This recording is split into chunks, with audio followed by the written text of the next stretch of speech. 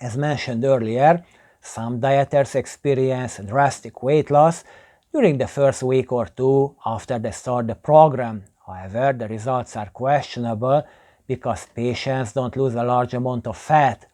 The human body stores the excess carbohydrates in the form of glycogen in skeletal muscles and the liver. Since the Atkins diet is based on carbohydrate restriction, the glycogen reserves of the body are gradually depleted during the initial period of the program. Glycogen tends to retain a large amount of water. Most of the weight loss experienced comes from the lower levels of glycogen and water and the reduced amount of food passing to the digestive tract, not from the fat deposits. After the mobilization of easily accessible nutrients, the pace of weight loss slows down in most individuals.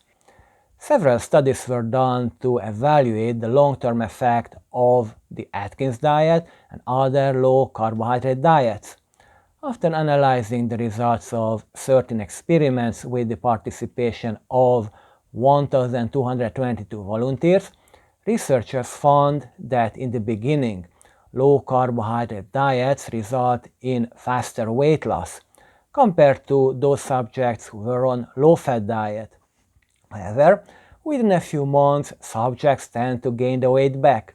After a year, there was no difference between the two groups. In addition to Dr. Atkins' controversial character, there were a few issues about the integrity of the book itself.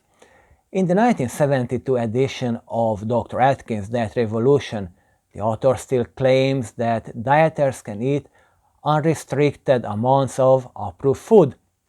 Quote, "You eat as much as you want, as often as you want," unquote. Later, Atkins nutritionists denied it, insisting that the famous diet doctor never made such a statement. Here is the evidence. The book never was meant to be a scientific work.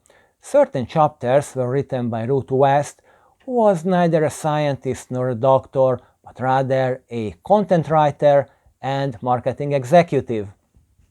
After all, the corporate spokesman may have been right, and Dr. Atkins never made the ominous statement, "You eat as much as you want, as often as you want." But was that done by the ghostwriter? Who knows?